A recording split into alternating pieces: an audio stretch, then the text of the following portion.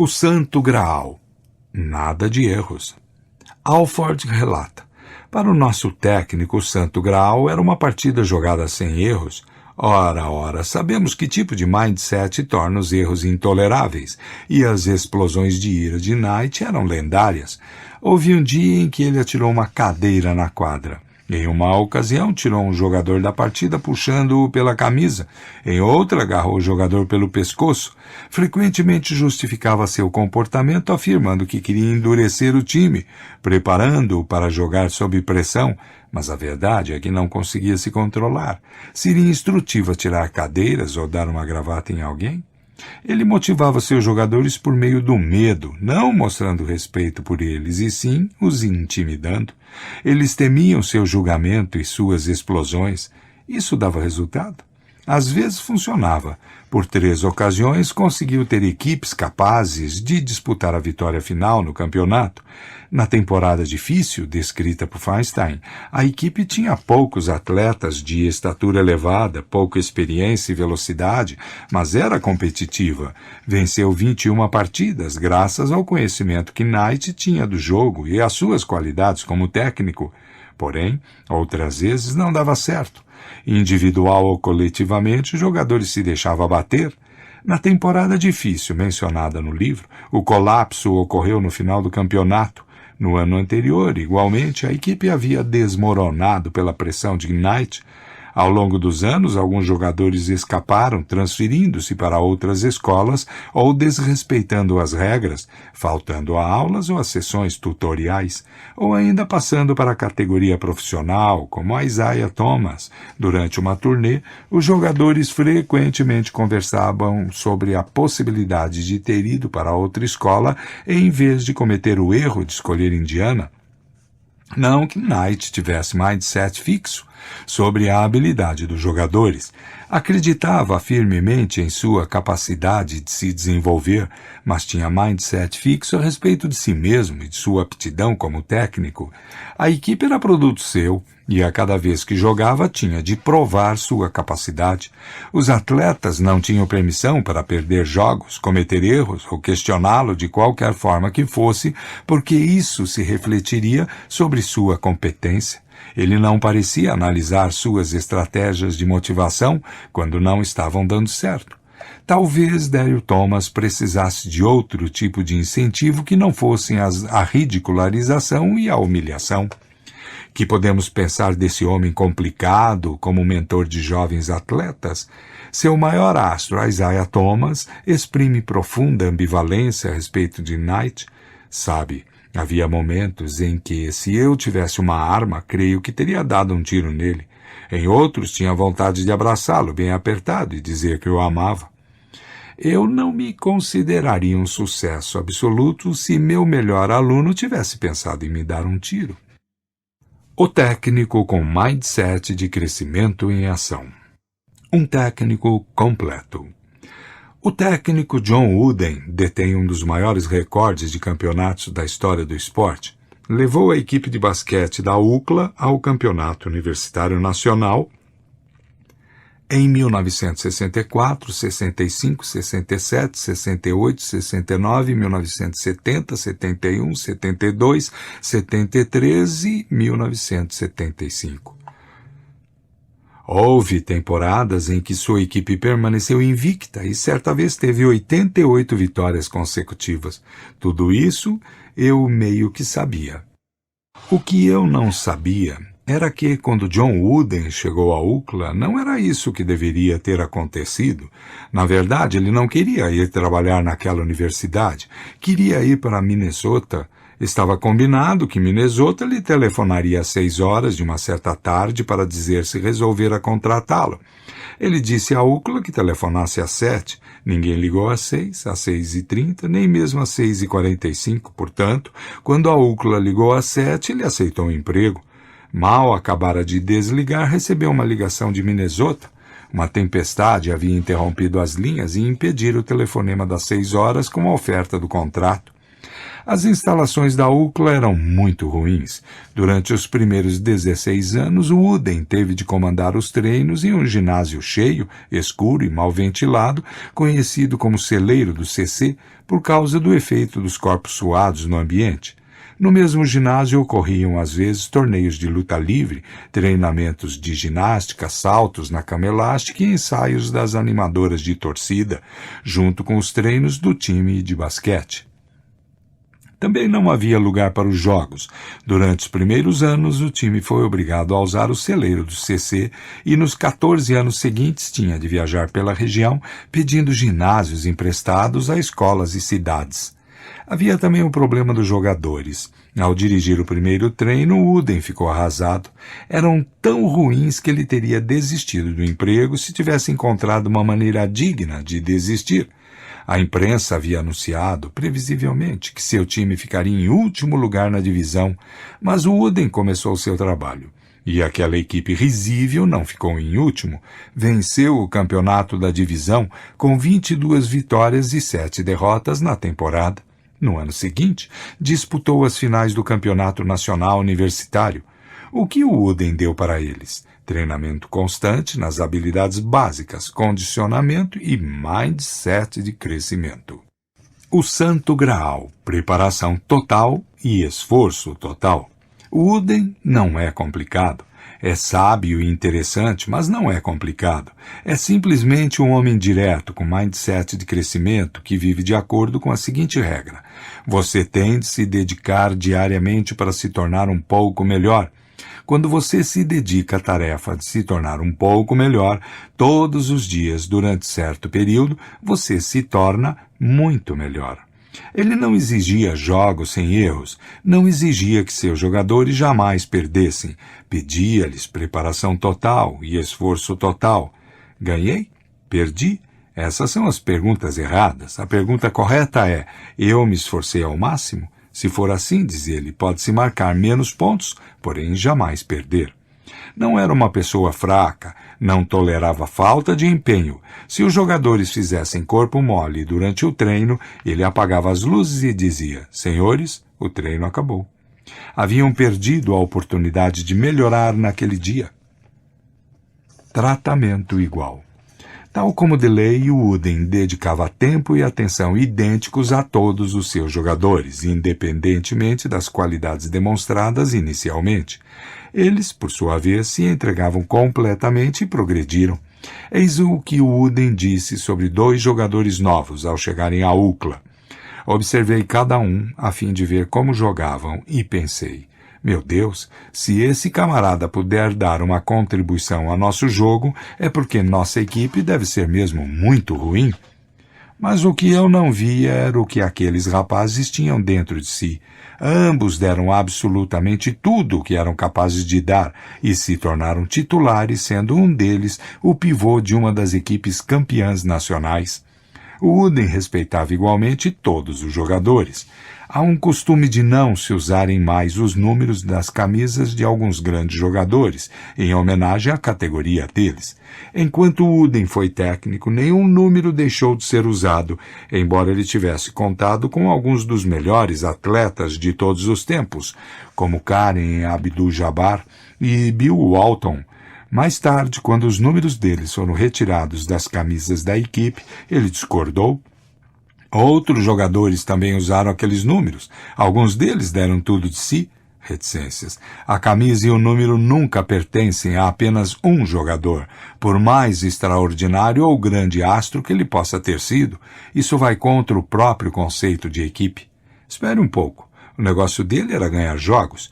Não será sensato usar os jogadores de talento e dar menos importância aos de segunda classe?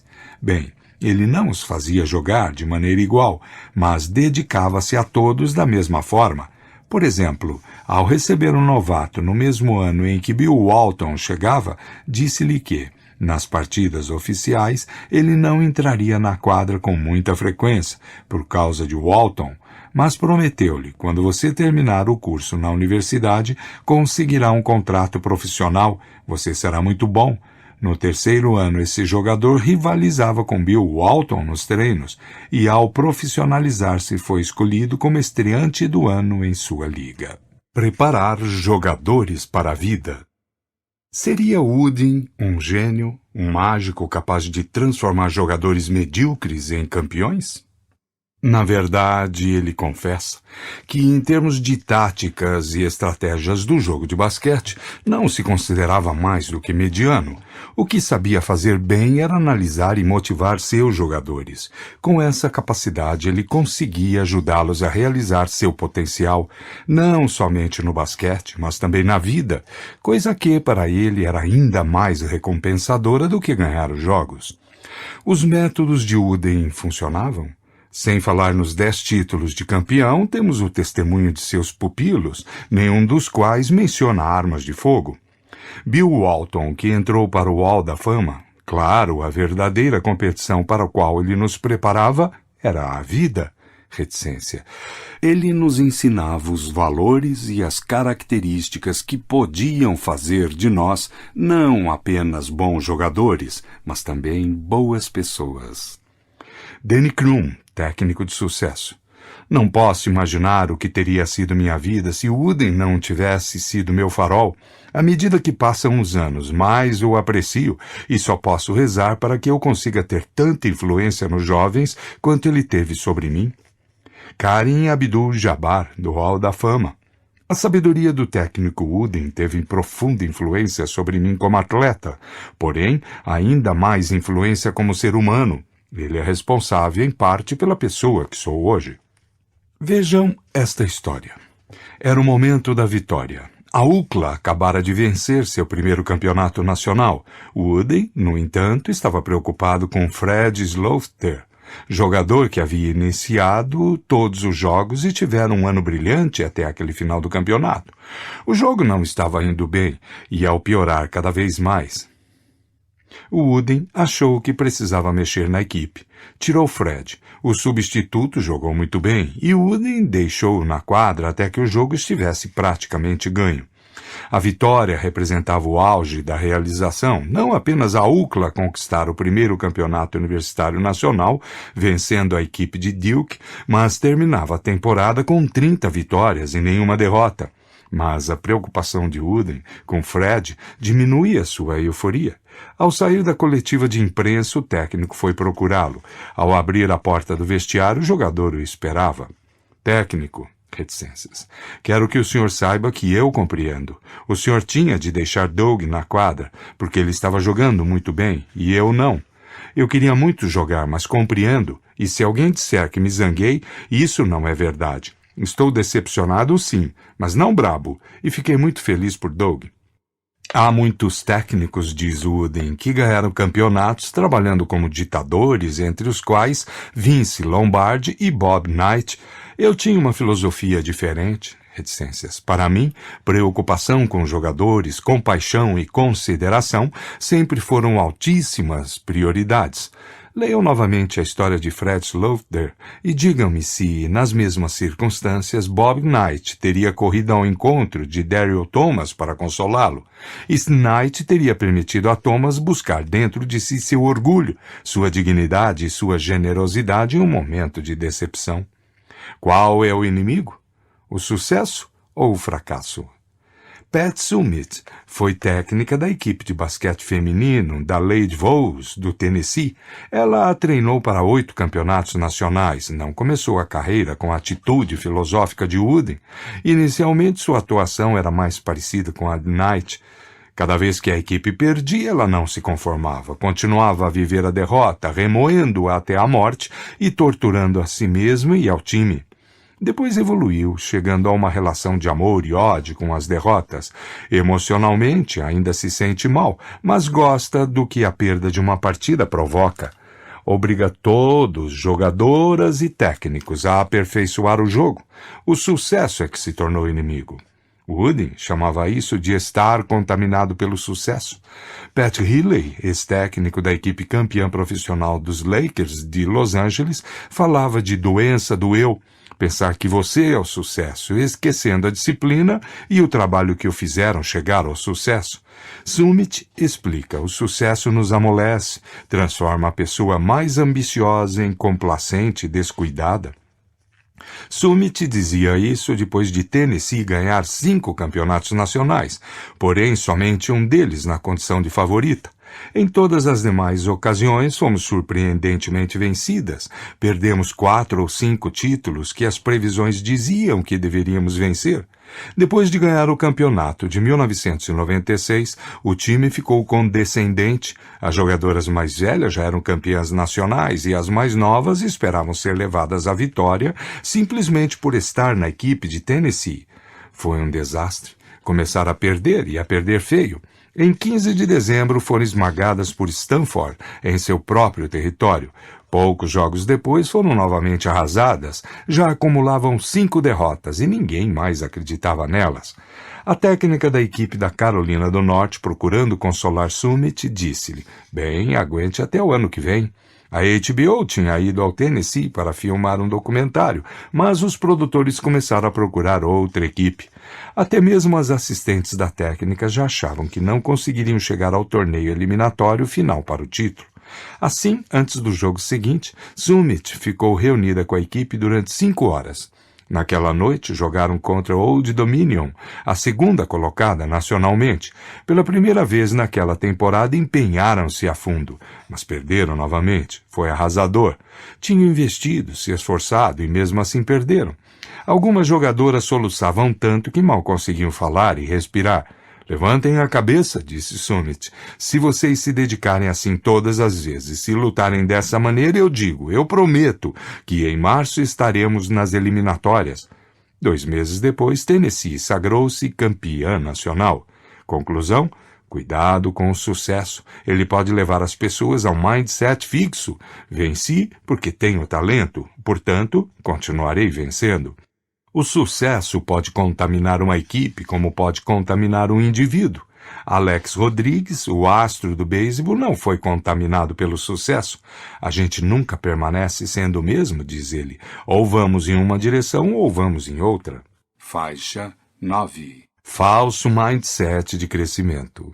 Tenho visto muitos pais, professores e técnicos esportivos aplicarem os conceitos do mindset de crescimento das mais espetaculares formas, com resultados maravilhosos.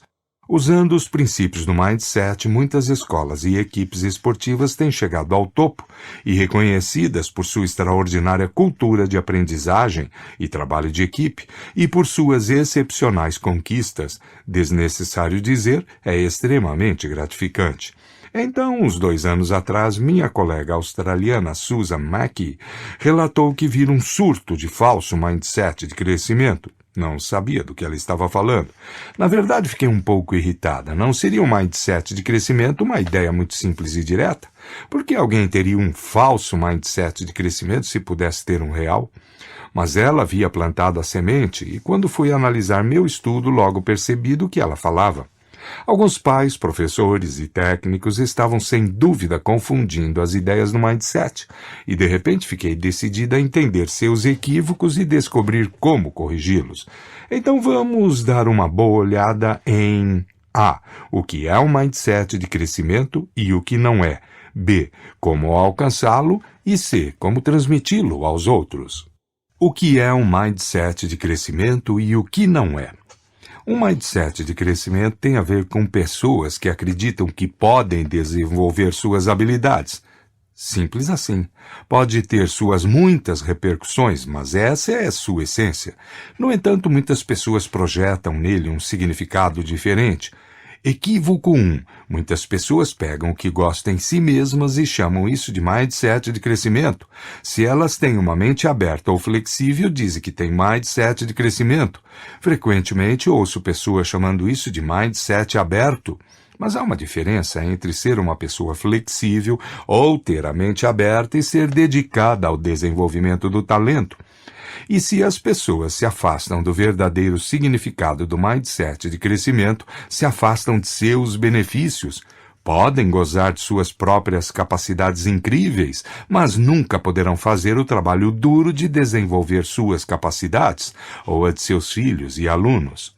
Equívoco 2. Muitos acreditam que o mindset de crescimento se refere apenas ao esforço, especialmente ao elogio pelo esforço. Falei anteriormente sobre como elogiar o processo de engajamento das crianças, seu trabalho duro, suas estratégias, seu foco, sua perseverança. Pode estimular um mindset de crescimento. Dessa forma, crianças aprendem que o processo em que se engajaram traz progresso e aprendizagem, e que sua aprendizagem não flui de forma mágica a partir de alguma habilidade inata.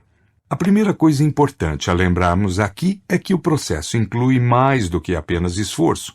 Certamente queremos que as crianças apreciem os frutos de seu trabalho duro, mas também queremos que entendam a importância de tentar novas estratégias quando a que estão usando não está funcionando. Não queremos apenas que tentem com mais vigor a mesma estratégia ineficaz, e queremos que peçam ajuda ou a contribuição dos outros quando for necessário. Esse é o processo que queremos que apreciem, trabalho duro, tentando novas estratégias e buscando contribuições.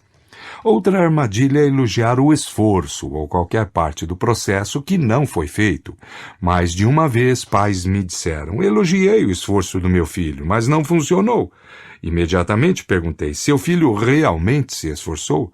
Bem, não realmente, vem a resposta envergonhada. Nunca devemos imaginar que elogiar um processo que não aconteceu trará bons resultados. Mas um problema ainda mais preocupante para mim é o fato de alguns professores e técnicos estarem usando o elogio ao esforço como um prêmio de consolação quando as crianças não estão aprendendo. Se alunos se esforçam e fazem pouco ou nenhum progresso, podemos, claro, reconhecer seu esforço, mas nunca devemos nos contentar com esforço que não gera benefícios. Precisamos descobrir por que aquele esforço não é eficaz e orientá-los em direção a outras estratégias e recursos que possam ajudá-los a retomar a aprendizagem. Recentemente alguém me perguntou: o que não deixa você dormir à noite? Eu respondi: o receio de que a noção de mindset seja usada para fazer crianças se sentirem bem quando não estão aprendendo, exatamente como o fracassado movimento da autoestima. O mindset de crescimento se destina a ajudar as crianças a aprender, não a encobrir o fato de que não estão aprendendo. Enfim, quando as pessoas percebem que sou a pessoa do mindset, muitas vezes dizem: ah, sim, louvado seja o processo, não o resultado, certo? Bom, não é bem assim. Esse é um equívoco muito comum. Em toda a nossa pesquisa sobre elogio, sem dúvida elogiamos o processo, mas o vinculamos ao resultado, ou seja, à aprendizagem, ao progresso ou às conquistas da criança. Crianças precisam entender que o engajamento no processo as ajudou a aprender. Há pouco tempo, uma mãe me contou como era frustrante não poder elogiar a filha quando esta fazia alguma coisa maravilhosa, pois só poderia elogiá-la quando estivesse se esforçando. Não. Claro, você pode valorizar as realizações maravilhosas de seus filhos, mas depois vincule-as ao processo no qual se engajaram. E lembre-se de que não temos sempre que elogiar. Ter curiosidade sobre o processo da criança e apenas mostrar interesse também é importante. Equívoco 3. Um mindset de crescimento é igual a dizer às crianças que elas podem fazer tudo. Muitas vezes ouvi educadores dizerem: sempre tive um mindset de crescimento, sempre disse aos meus alunos: vocês podem fazer qualquer coisa.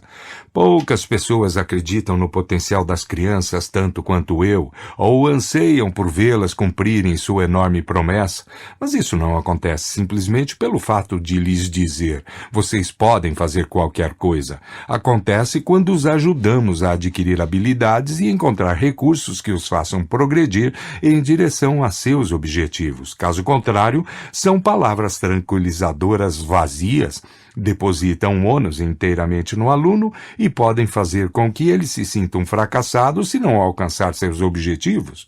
Uma palavra final sobre depositar o ônus no aluno. É de partir o coração saber que alguns educadores e técnicos repreendem crianças por terem mindset fixo, gritam com elas ou as criticam por não demonstrarem qualidades do mindset de crescimento. Observe que esses adultos estão se isentando da responsabilidade não apenas no ensino do mindset de crescimento, mas também da aprendizagem da criança. Não posso ensinar a esse aluno, ele tem mindset fixo. Sejamos muito claros aqui, nós, como educadores, devemos levar a sério a nossa responsabilidade de criar ambientes favoráveis ao mindset de crescimento, nos quais as crianças se sintam seguras, entendam que acreditamos em seu potencial de desenvolvimento e saibam que estamos totalmente dedicados a colaborar com elas em sua aprendizagem. Nossa função é ajudar as crianças a prosperar e não encontrar razões por que não conseguem. Como desenvolver um verdadeiro mindset de crescimento?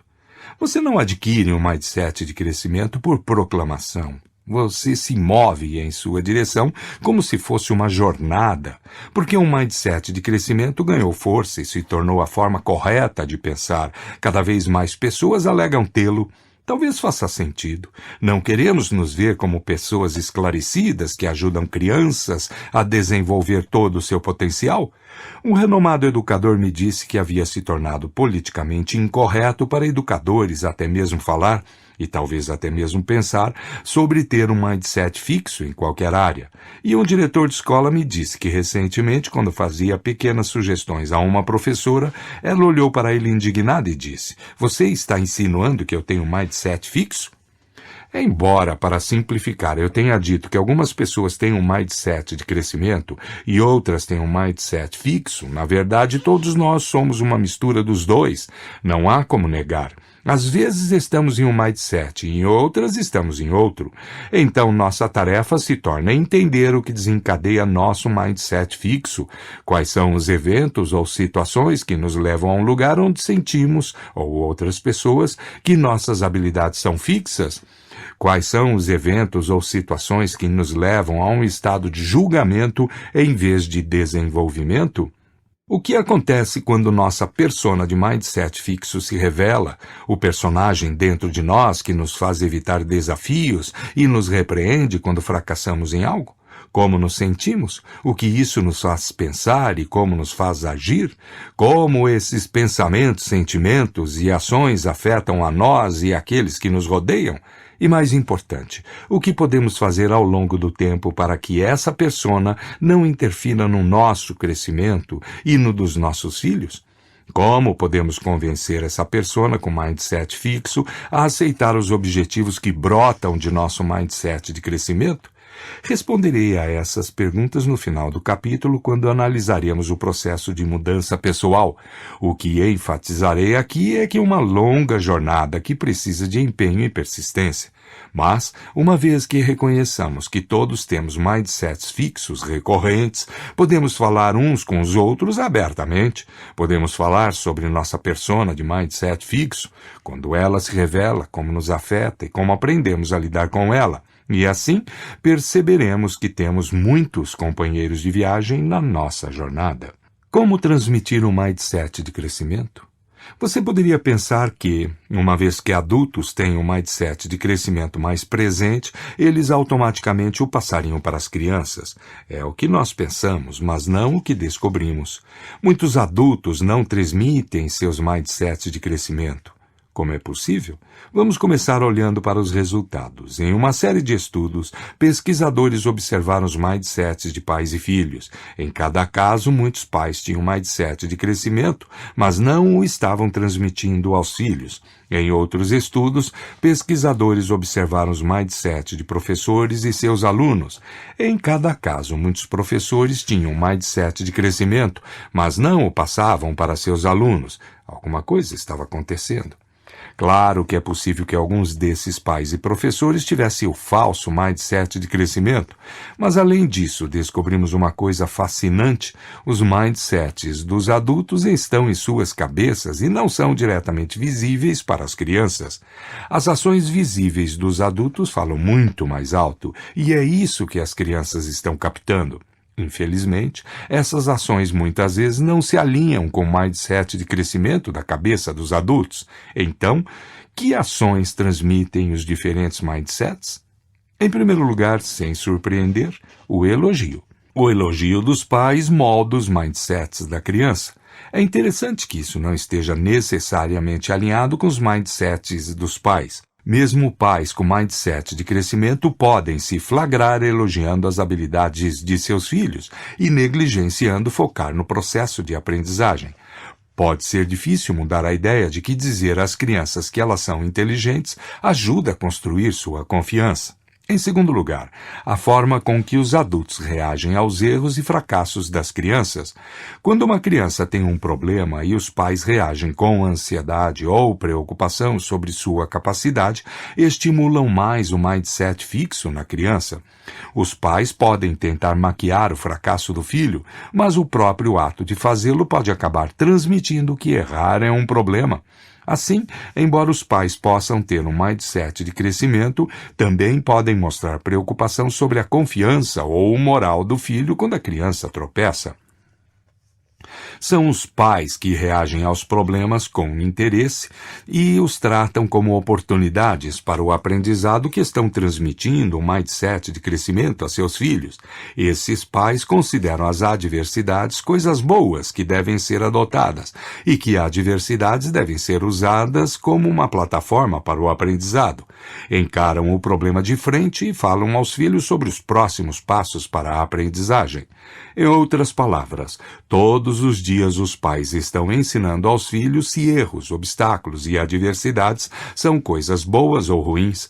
Os pais que os tratam como coisas boas são mais propensos a transmitir para os filhos o mindset de crescimento. Em terceiro lugar, transmitir um mindset de crescimento abrange perceber se professores estão ensinando para que haja compreensão ou simplesmente pedindo aos alunos que memorizem fatos, regras e procedimentos. A pesquisa está mostrando que, quando professores se preocupam com um entendimento mais profundo e trabalham para que os alunos o alcancem, esses alunos ficam mais propensos a acreditar que suas habilidades podem ser desenvolvidas. Um estudo mostrou que, quando professores de matemática ensinavam no sentido de uma compreensão conceitual, davam um feedback que aprofundava o entendimento dos alunos e depois permitiam que estes revisassem seu trabalho. Para experimentar e mostrar seu entendimento mais profundo e mostrassem uma compreensão mais profunda, seus alunos se moveram em direção a um mindset de crescimento em matemática. Eles acreditaram que poderiam desenvolver sua capacidade matemática básica. Por outro lado, quando professores pensavam a matemática apenas como um conjunto de regras e procedimentos para memorizar, podiam enfatizar a importância do esforço e da persistência, mas os alunos não conseguiam sentir suas habilidades se desenvolvendo e não se moviam em direção a um mindset de crescimento. A propósito, muitos desses professores usaram as palavras mindset de crescimento em suas turmas, mas seus métodos de ensino, suas ações, não estimulavam seus alunos. Outros estudos apresentaram um quadro semelhante. Em um, alunos do ensino médio falavam sobre seus professores de matemática. Alguns disseram que, quando estavam travados, seus professores se sentavam com eles e diziam coisas como: "Mostre para mim o que você fez. Vamos tentar entender como você está pensando e, então, descobrir o que devemos tentar em seguida." Os alunos que foram tratados assim, como se o entendimento fosse de vital importância e pudesse ser alcançado com o apoio do professor, se moviam em direção ao mindset de crescimento em matemática. No entanto, neste momento de testes altamente disputados, muito ensino está enfatizando a memorização de fatos, regras e procedimentos para assegurar que os alunos se saiam bem nos testes de altíssima importância. Como temos observado, essa atitude pode promover mais mindsets fixos e, talvez, ironicamente, minar o desempenho dos alunos nesses testes. Não há nada como o aprofundamento do aprendizado para gerar bons resultados. Infelizmente, nessa atmosfera, muitos estudantes estão associando a aprendizagem à memorização. Tenho ouvido de muitos pesquisadores e educadores que estudantes de todas as classes econômicas estão se tornando cada vez mais incapazes de compreender a diferença entre memorizar fatos, regras e procedimentos e verdadeiramente entender os conceitos subjacentes ao conteúdo. Além de ser uma má notícia para o mindset de crescimento, tem também implicações preocupantes para a nossa nação. Grandes contribuições para a sociedade nascem da curiosidade e da compreensão profunda. Se estudantes já não reconhecem e valorizam a aprendizagem aprofundada, de onde virão as grandes contribuições do futuro? Inicialmente, ficamos surpresos ao perceber que muitos adultos com mindset de crescimento não o estavam transmitindo. Porém, a moral da história é que pais, professores e técnicos transmitem um mindset de crescimento não pela crença que carregam em suas mentes, e sim pela incorporação do mindset de crescimento em suas ações. A forma como elogiam, conduzindo a processos que levem ao aprendizado, a forma com que encaram as diversidades como oportunidades para o aprendizado e a forma com que focam na compreensão aprofundada como objetivo do aprendizado. Faixa 11. Nosso legado. Como pais, professores ou técnicos esportivos, as vidas humanas confiadas a nós são nossa responsabilidade e nosso legado. Agora sabemos que o mindset de crescimento tem um papel-chave a desempenhar para nos ajudar a cumprir nossa missão e ajudar nossos discípulos a realizar seu potencial. Desenvolva seu mindset. Cada palavra e ato de um pai ou de uma mãe com um filho enviam uma mensagem. Amanhã, preste atenção no que você diz a seus filhos e trate de entender as mensagens que está enviando. São mensagens que dizem: você tem características permanentes e eu as estou julgando. Ou dizem: você é uma pessoa em formação e estou interessado em seu desenvolvimento. Como você faz elogios? Lembre-se de que elogiar a inteligência ou o talento de uma criança, embora seja tentador, manda uma mensagem de mindset fixo, torna mais frágeis a confiança e a motivação delas. Em vez disso, trate de focalizar os processos que utilizaram, suas estratégias, esforço ou escolhas. Pratique elogiar os processos em suas interações com seus filhos. Observe-se e ouça-se quando seu filho faz uma coisa errada. Lembre-se de que a crítica construtiva é uma informação que permite à criança consertar alguma coisa. Não é uma informação que simplesmente rotula ou desculpa a criança.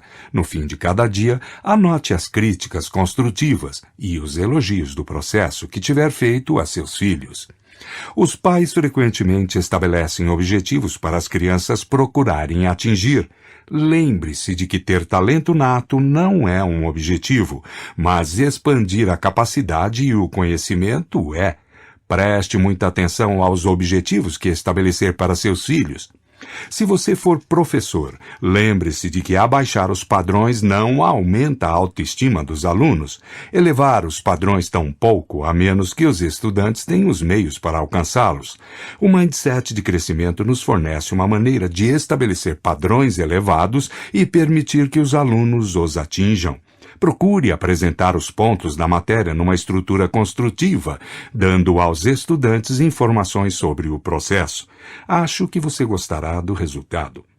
Você costuma pensar em seus alunos mais lentos como crianças que jamais conseguirão aprender bem? Eles se consideram permanentemente burros? Em vez disso, procure imaginar por que eles não compreendem e quais as estratégias de aprendizado que não possuem. Lembre-se de que os grandes professores acreditam em crescimento do talento e do intelecto e são fascinados pelo processo de aprendizado. Você é um técnico esportivo com mindset fixo? Pensa principalmente em sua própria história profissional e em sua reputação? É intolerante aos erros? Procura motivar seus jogadores por meio de julgamentos? Talvez seja isso que está travando seus atletas. Procure usar um mindset de crescimento. Em vez de exigir jogos sem erros, peça entrega total e esforço total. Em vez de julgar os atletas, dê a eles o respeito e o apoio de que necessitam para se desenvolver. Como pais, professores e técnicos esportivos, nossa missão é desenvolver o potencial das pessoas. Vamos utilizar todas as lições no mindset de crescimento e tudo mais que for possível para realizar essa missão. Pasta 8. Faixa 1. 8. Mudança de mindset.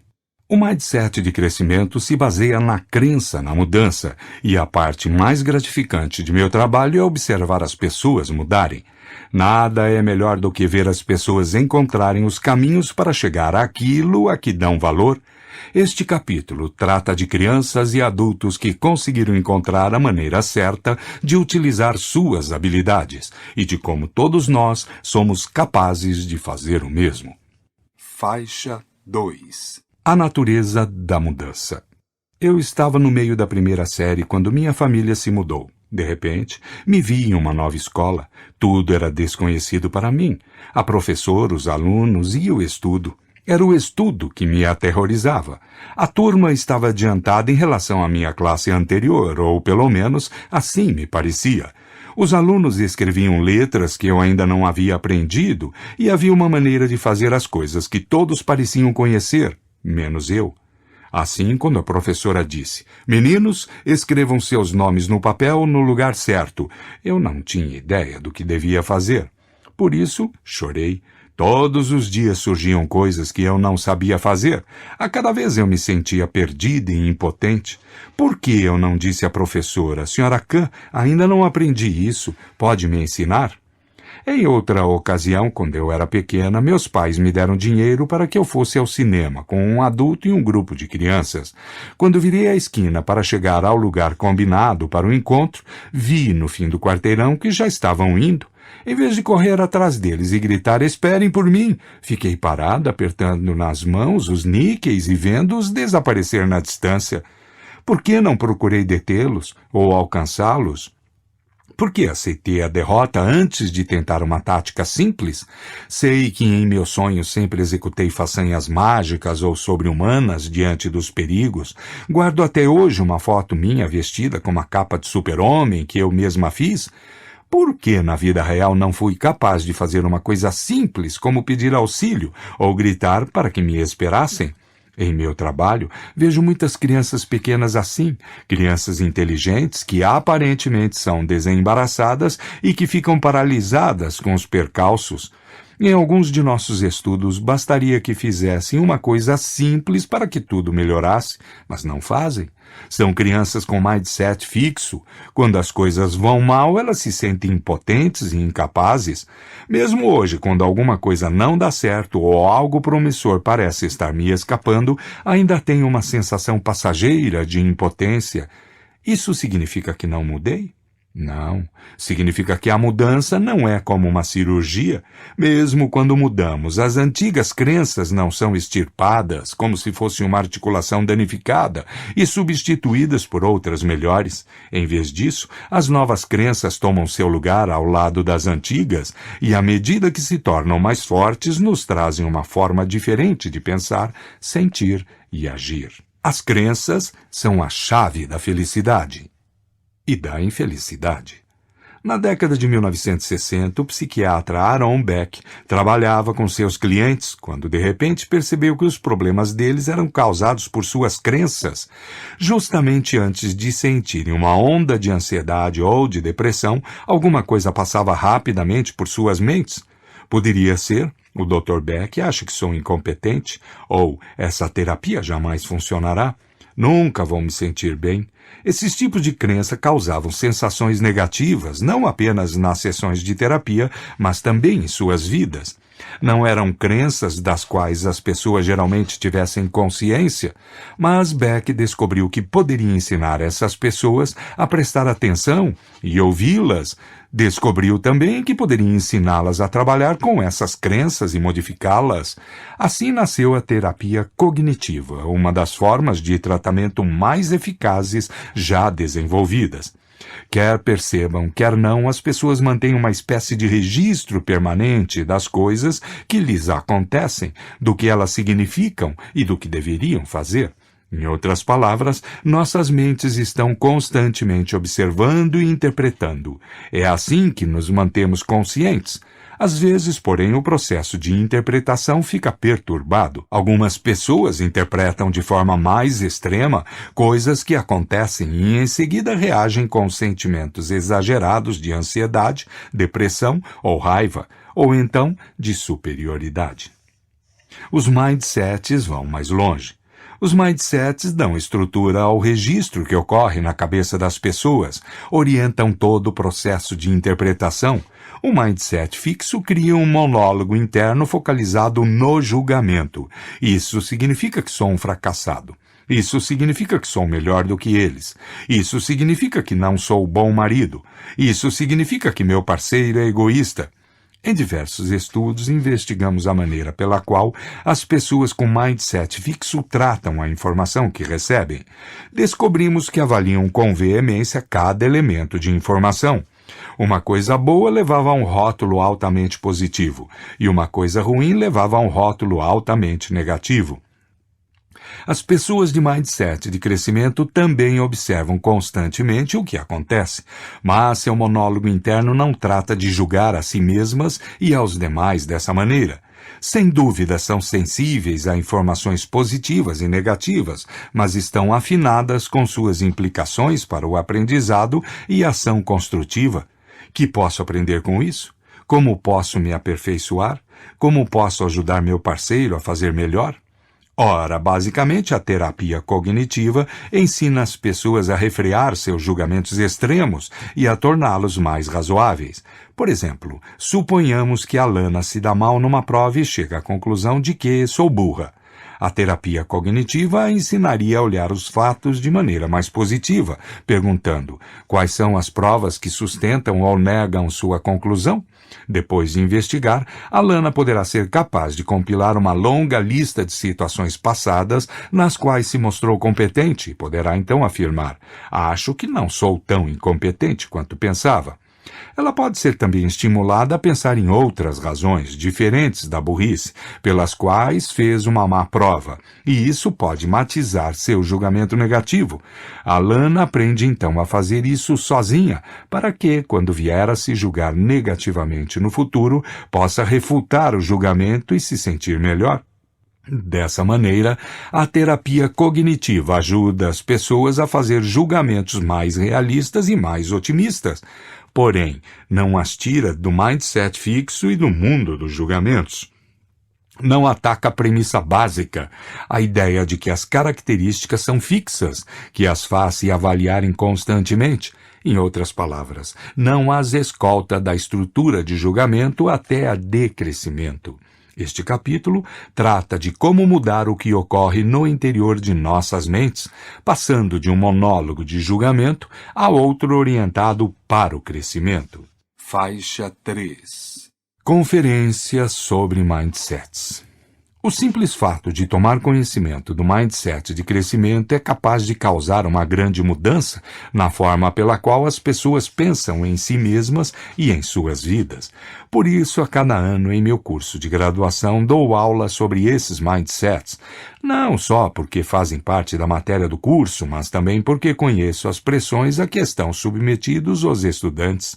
A cada ano os alunos me contam como essas ideias os modificaram em todos os aspectos de suas vidas. Eis o que disse Maggie, que aspira a tornar-se escritora.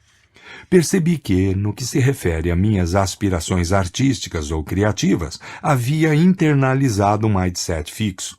Achava que as pessoas eram inerentemente artísticas ou criativas e que ninguém era capaz de se aperfeiçoar por meio do esforço. Isso afetou diretamente minha vida, porque eu sempre quis ser escritora, mas tive receio de seguir cursos de redação ou mostrar a outras pessoas o que escrevia. Há uma relação direta com o meu mindset, porque qualquer crítica negativa significaria que não sou genuinamente escritora. Eu tinha muito medo de me expor à possibilidade de que não tivesse talento natural.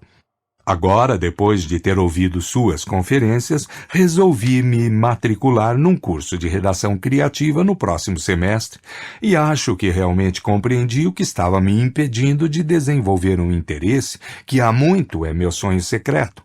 Sinto que essas informações realmente me deram um novo poder.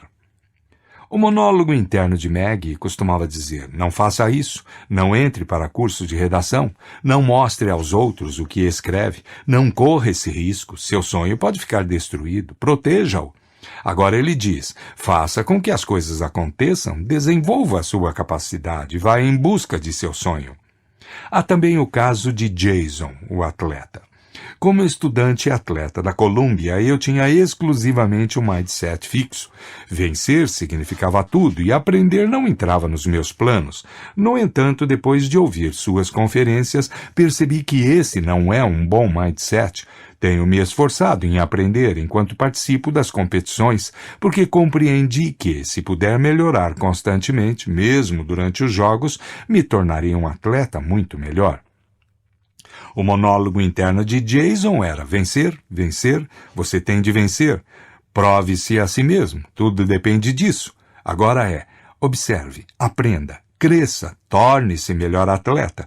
Finalmente ouçam Tony, o gênio em recuperação. No ensino médio eu costumava tirar notas muito altas com o mínimo de estudo e de sono. Passei a achar que seria sempre assim, porque era dotado de inteligência e memória extraordinárias. No entanto, depois de um ano de privação do sono, minha inteligência e minha memória começaram a deixar de ser extraordinárias. Quando passei a duvidar de meus talentos natos, dos quais minha autoestima dependia completamente, em vez de minha capacidade de concentração, minha determinação ou minha capacidade de me esforçar, entrei em uma crise pessoal que durou até poucas semanas, quando a senhora falou na aula sobre os diferentes códigos mentais.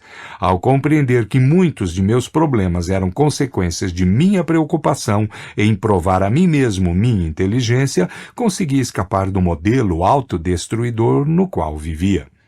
O monólogo interno de Tony passou de sou naturalmente bem dotado, não preciso estudar, não preciso dormir, sou superior, para estou perdendo minha capacidade, não consigo entender as coisas nem lembrar de nada, que sou agora. E para, não se preocupe tanto em ser inteligente, não se preocupe tanto em evitar os fracassos, isso é autodestruidor, vamos começar a estudar e dormir e seguir o curso da vida. É claro que essas pessoas sofrerão percalços e decepções, e nem sempre será fácil manter um mindset de crescimento. Porém, somente por saber disso, elas descobriram outra forma de ser. Em vez de permanecerem prisioneiras de uma fantasia amedrontadora, como a da grande escritora, do grande atleta ou do grande gênio, o mindset de crescimento lhes deu coragem para abraçar seus próprios objetivos e sonhos. E o mais importante, lhes ofereceu uma maneira de trabalhar no sentido de torná-los realidade. Faixa 4. Um workshop sobre mindset. Como vimos, a adolescência é uma fase em que os jovens se afastam da escola. Quase é possível ouvir o tropel quando eles tratam de se distanciar o máximo possível do aprendizado. É uma época em que os estudantes enfrentam alguns dos maiores desafios de suas jovens vidas, em que se avaliam profundamente, em geral, por meio do mindset fixo. Os jovens que têm esse mindset são justamente os que entram em pânico e correm em busca de abrigo, enquanto sua motivação e suas notas desmoronam. Nos últimos anos, desenvolvemos um workshop para esses alunos a fim de lhes ensinar o mindset de crescimento e como aplicá-lo a seu trabalho na escola. Eis uma parte do que lhe dizemos. Muitos acham que o cérebro é um mistério. Não sabem grande coisa sobre a inteligência e seu funcionamento. Quando refletem sobre o que seja a inteligência, pensam que as pessoas já nascem inteligentes, medianas ou burras e que permanecem assim durante toda a vida. Mas pesquisas recentes mostram que o cérebro se parece mais com um músculo. Ele se modifica e se fortalece quando você o usa. Os cientistas têm conseguido mostrar exatamente como o cérebro se fortalece com o aprendizado. Em seguida, descrevemos como o cérebro forma novas conexões e cresce quando as pessoas praticam e aprendem coisas novas. Quando você aprende coisas novas, aquelas minúsculas conexões no cérebro, na verdade, se multiplicam e ficam mais fortes. Quanto mais você desafia o cérebro a aprender, maiores ficam as células de seu cérebro. Nesse momento, coisas que você achava difíceis ou mesmo impossíveis, como falar uma língua estrangeira ou trabalhar com álgebra, parecem ficar fáceis. O resultado é um cérebro mais forte e mais inteligente. Depois mostramos que ninguém ridiculariza os bebês nem diz que são burros porque não sabem falar. Simplesmente ainda não aprenderam. Mostramos aos alunos fotos do aumento da densidade das conexões cerebrais durante os primeiros anos de vida, à medida que os bebês prestam atenção em seu mundo e o estudam, aprendendo como fazer as coisas. Ao longo de várias sessões por meio de atividades e debates, os alunos aprendem métodos de estudo e veem como aplicar as lições do Mindset de crescimento a seus trabalhos escolares. Os alunos adoram aprender mais a respeito do cérebro e os debates são muito intensos. Mais recompensadores, no entanto, são os comentários feitos por eles sobre si mesmos. Vamos rever Jimmy, o aluno obstinado e desmotivado do capítulo 3. No primeiro desses workshops, ficamos surpresos ao ouvi-lo dizer com lágrima nos olhos: "A senhora quer dizer que não tenho de ser burro?" Pode-se pensar que esses estudantes estejam desmotivados, mas vi que nunca deixam de se importar. Ninguém se acostuma a se sentir burro. Nosso workshop disse a Jimmy: "Você controla sua mente. Pode ajudá-la a crescer, utilizando-se dos meios certos." E à medida que os trabalhos avançam, eis o que o professor de Jimmy afirmou a seu respeito. Jimmy, que nunca se esforça além do necessário e frequentemente não entrega os deveres de casa no prazo, ficou acordado até tarde para terminar cedo um trabalho, a fim de que eu o pudesse avaliar e lhe dar a oportunidade de fazer uma revisão. Tirou nota acima de 7 nessa tarefa. Ultimamente vinha tirando 5 ou menos. A propósito, os professores não estavam querendo ser gentis conosco, dizendo-nos o que gostaríamos de ouvir. Eles não sabiam quais alunos estavam em nosso workshop sobre o Mindset de crescimento. Isso porque estávamos realizando outro workshop que se reunia com a mesma frequência do primeiro e ensinava ainda mais técnicas de estudo aos alunos. Estes recebiam idêntica atenção pessoal de professores particulares que os apoiavam, mas não aprendiam o mindset de crescimento e a maneira de aplicá-lo. Os professores não sabiam quais eram os alunos que frequentavam um ou outro dos workshops, mas mesmo assim escolheram Jimmy e muitos dos que assistiam àquele que tratava do mindset de crescimento para informar que haviam notado mudanças reais em sua motivação para aprender e se aperfeiçoar. Ultimamente notei que alguns alunos passaram a ter maior interesse em sua melhoria. Reticências. R estava com um desempenho abaixo dos padrões normais. Reticências. Aprendeu a reconhecer a melhora de suas notas, que passaram de 5,2, 4,6 e 4,9 a 6,7 e 7,1. Reticências. Ele considerou importante seu aperfeiçoamento em matemática. As notas de M estavam muito abaixo da média. Durante as últimas semanas, ela me pediu voluntariamente ajuda durante a hora de almoço, a fim de melhorar seu desempenho nas provas. As notas dela melhoraram drasticamente e passaram do nível de reprovação para 8,4 na prova mais recente. Notam-se mudanças positivas na motivação e no comportamento de K e J. Eles passaram a se esforçar de maneira constante.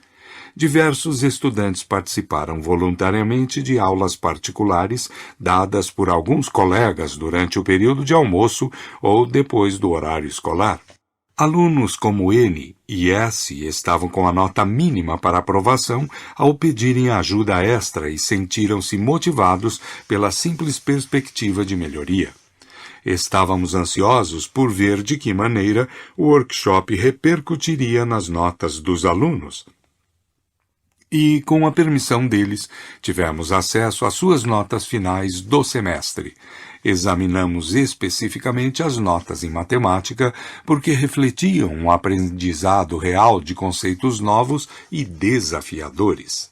Antes dos workshops, as notas dos alunos de matemática haviam caído bastante, mas depois, imaginem, as notas dos que tinham frequentado o workshop sobre mindset de crescimento mostraram um nível maior, estavam tendo um desempenho visivelmente melhor do que os que tinham frequentado o outro workshop. O workshop sobre mindset de crescimento, que durou somente 8 sessões, teve um grande impacto.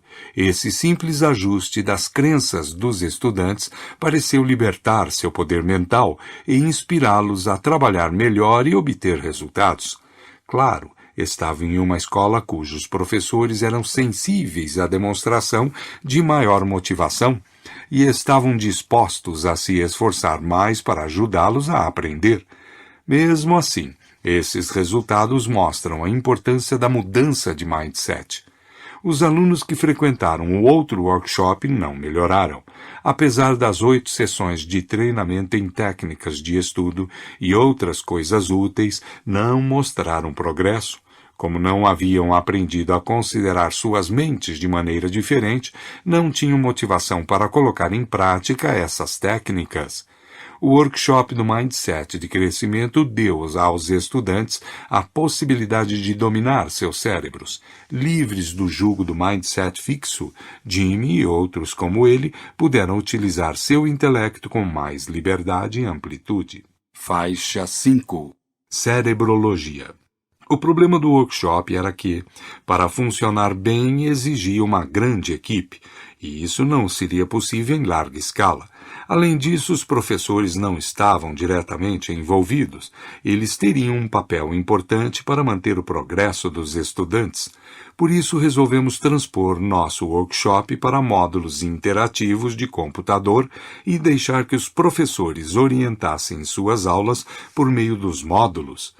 Com os conselhos de especialistas em educação, mídias e cérebro, desenvolvemos o programa da Brainology, ou Cerebrologia.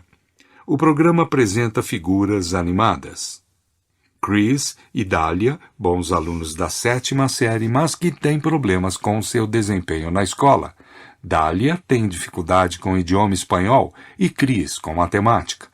Ambos visitam o laboratório do Dr. Cerebrus, cientista cerebral um tanto louco que lhes ensina tudo a respeito do cérebro, inclusive como tratar dele e nutri-lo. Ele ensina o que fazer para atingir o máximo desempenho do cérebro, como dormir o suficiente, comer os alimentos corretos e usar boas estratégias de estudo, e mostra de que forma o cérebro expande seu potencial à medida que eles aprendem. Durante todo o programa, os estudantes veem como Chris e Dahlia aplicam essas lições a seu trabalho escolar. As partes interativas permitem aos alunos fazer experiências cerebrais, ver vídeos de estudantes de verdade com seus problemas e estratégias de estudo, recomendar planos de estudo para Chris e Dahlia e manter um diário de seus próprios problemas e planos de estudo. É isso que disseram alguns dos alunos da 7ª série sobre as mudanças operadas neles pelo programa. Depois da cerebrologia, vejo as coisas de maneira diferente.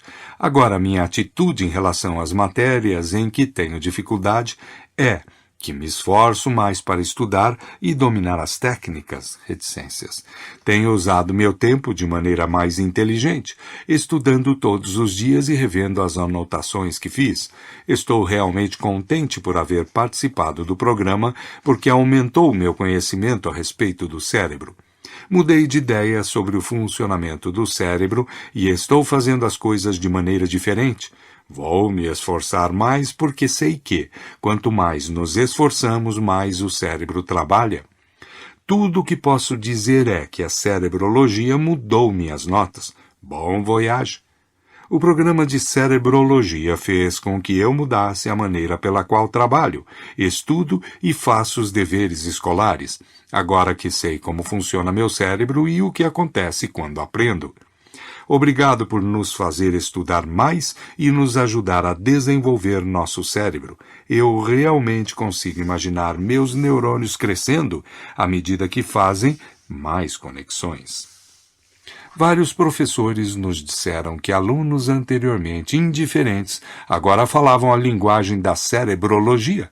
Por exemplo, havíamos ensinado a eles que, quando estudassem bem e aprendessem alguma coisa, isso seria transferido de um depósito temporário, memória ativa, para outro mais permanente, memória de longo prazo.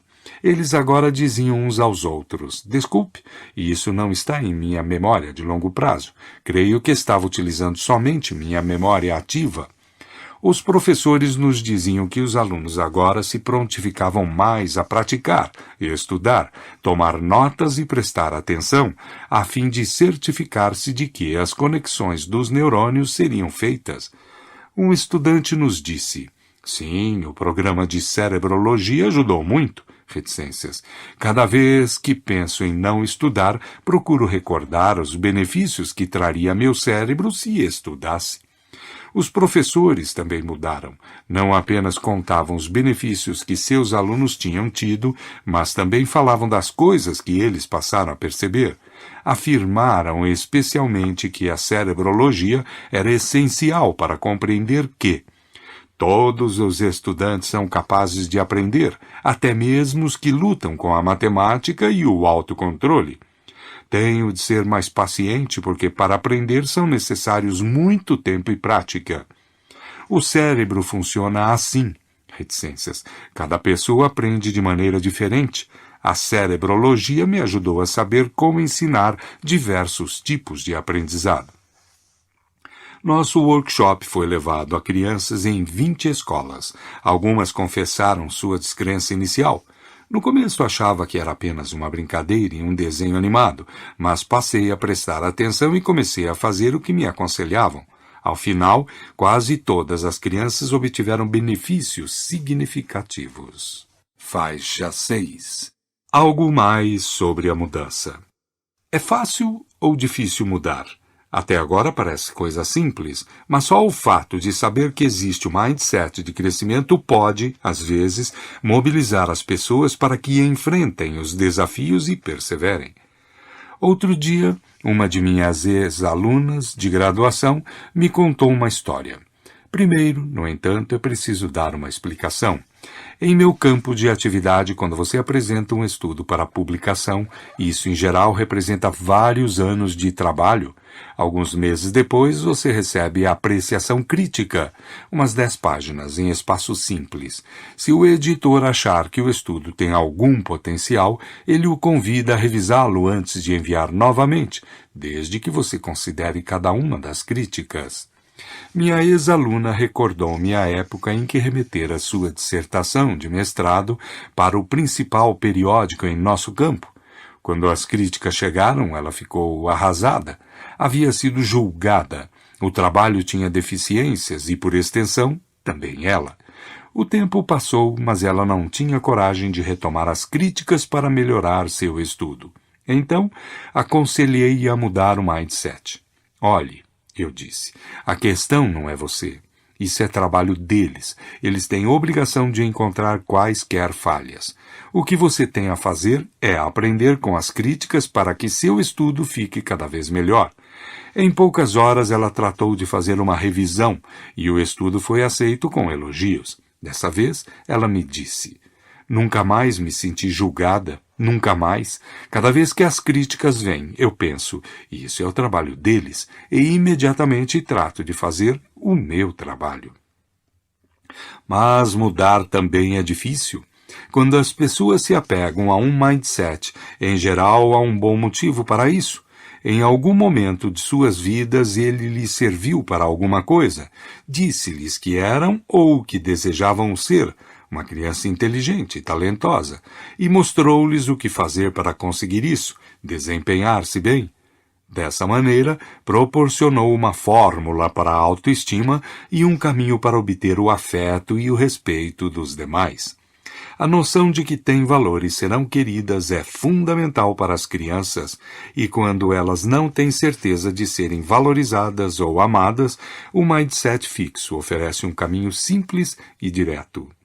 Os psicólogos Karen Horney e Carl Rogers, que trabalharam no século passado, propuseram teorias sobre o desenvolvimento emocional infantil. Sua opinião era de que, quando as crianças pequenas se sentem inseguras quanto à aceitação pelos pais, sofrem grande ansiedade, sentem-se perdidas e sós no mundo complicado. Em razão da idade muito tenra, não podem simplesmente rejeitar os pais e dizer: acho que vou fazer tudo sozinha. precisam encontrar um meio de se sentir seguras e conquistar o afeto dos pais. Horney e Rogers propuseram que as crianças fazem isso imaginando outros eus dos quais seus pais talvez gostem mais. Esses novos eus são o que elas acham que os pais estejam buscando e que talvez obtenham a aceitação deles. Muitas vezes, esses estratagemas servem para ajustar-se à situação familiar na ocasião, trazendo à criança certa dose de segurança e esperança. O problema é que esse novo eu, essa pessoa competente, forte e boa que agora procuram ser, provavelmente tem mindset fixo. Ao longo do tempo, os traços fixos podem vir a se transformar naquilo que a pessoa imagina que seja, e a confirmação dessas características pode se tornar a fonte principal de sua autoestima. A mudança de mindset exige que as pessoas desistam disso. Como se pode imaginar, não é fácil abandonar alguma coisa que parecia ser nosso eu durante muitos anos e que proporcionou o caminho em direção à autoestima. Principalmente, não é fácil substituir isso por um mindset que nos diz que devemos enfrentar todas as coisas que nos pareciam ameaçadoras, desafios, lutas, críticas, percalços. Quando eu me encontrava no processo de trocar meu mindset fixo pelo de crescimento, percebi claramente minha inquietação. Por exemplo, já expliquei que por ser uma pessoa de mindset fixo, eu registrava diariamente todos os meus êxitos. No final de um dia favorável, podia contabilizar os resultados, a elevada pontuação de minha inteligência, de minha personalidade e assim por diante, e me sentia satisfeita comigo mesmo. Mas quando adotei um mindset de crescimento e deixei de acompanhar meus êxitos, às vezes, no fim do dia, eu procurava verificar minha contagem mental e via que era 0. Não poder exibir minhas vitórias me fazia ficar insegura.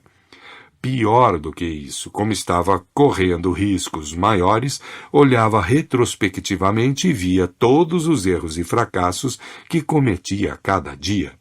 Sentia-me infeliz.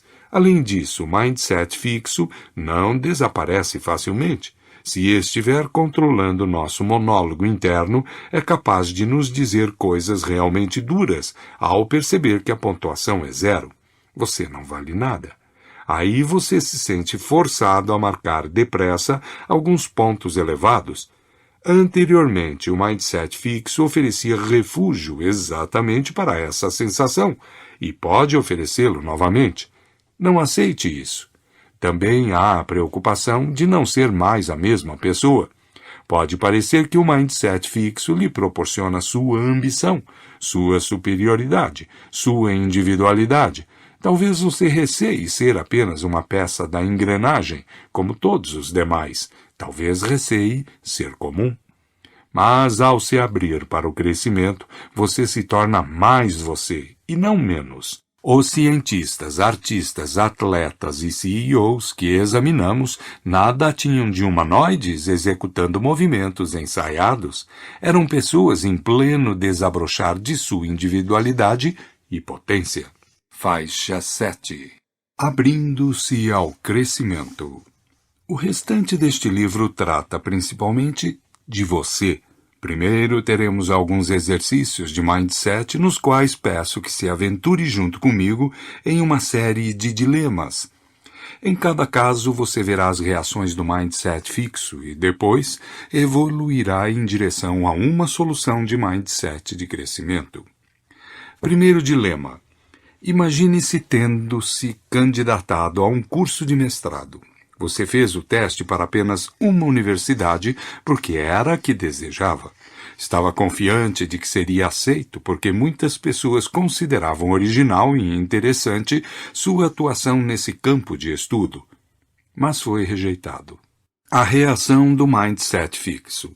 Inicialmente você diz a si próprio que foi tudo extremamente competitivo, de maneira que a rejeição, na verdade, não o afeta. Provavelmente havia mais candidatos qualificados do que o número de vagas. Em seguida, uma voz interior começa a falar. Diz que você está enganando a si mesmo, racionalizando. Diz que a comissão de seleção achou você medíocre. Depois de algum tempo, você acha que isso provavelmente é verdade. Suas qualificações devem ser comuns, corriqueiras. E perceberam isso? Eles são especialistas. O veredito é que você não tem valor. Com certo esforço, você consegue voltar à primeira conclusão mais razoável e lisonjeira. Num mindset fixo, e na maioria das terapias cognitivas, você chegou ao fim da estrada. Recuperou a autoestima e, portanto, terminaram seus problemas. Mas no mindset de crescimento, esse é apenas o primeiro passo. Até então, tudo o que você fez foi falar consigo mesmo. Agora vem o aprendizado e o autoaperfeiçoamento. Os passos do mindset de crescimento. Pense em seu objetivo e pense no que pode fazer para prosseguir no caminho de realizá-lo. Que passos poderia dar para ajudar-se a ter êxito? Que informações precisaria obter? Bem, talvez, da próxima vez, possa se candidatar a um número maior de escolas, ou talvez, enquanto isso, possa conseguir mais informações sobre como apresentar suas qualificações. O que eles estão procurando? Quais são as experiências a que dão mais valor? Você pode procurar obter essas experiências antes de se candidatar novamente. Como esta história é verdadeira, sei qual foi a decisão da candidata rejeitada. Ela recebeu conselhos para adotar um mindset de crescimento e poucos dias depois ligou para a universidade que escolhera. Localizou a pessoa responsável e descreveu a situação dizendo: "Não quero contestar a decisão que vocês tomaram a meu respeito, somente quero saber, para o caso de me candidatar novamente no futuro, de que maneira posso aperfeiçoar a apresentação de minhas qualificações. Ficarei muito grata se puder saber um pouco mais a respeito disso." Ninguém rechaça um pedido honesto de informação. Poucos dias depois, a pessoa telefonou-lhe oferecendo uma vaga para o curso. A rejeição tinha sido por pouco, e ao reconsiderar a candidatura dela, o departamento concluiu que poderia aceitar mais uma pessoa naquele ano. Além disso, haviam gostado da iniciativa que ela tomara. Ela fora buscar a informação que lhe permitiria aprender com a experiência e melhorar no futuro. Aconteceu, nesse caso, que não foi preciso aperfeiçoar a apresentação de suas qualificações. Ela conseguiu entrar diretamente no programa de mestrado. Planos que você executará e outros que não levará adiante. O principal elemento da reação de nossa candidata foi sua ligação para a universidade, a fim de conseguir mais informações. E isso não foi fácil. Todos os dias as pessoas planejam fazer coisas difíceis, mas não fazem. Pensam, amanhã farei isso, e juram a si mesmas que voltarão ao assunto no dia seguinte. Uma pesquisa de Peter Gollwitzer e sua equipe mostra que as promessas, mesmo entusiásticas, são inúteis. O dia seguinte vem e passa.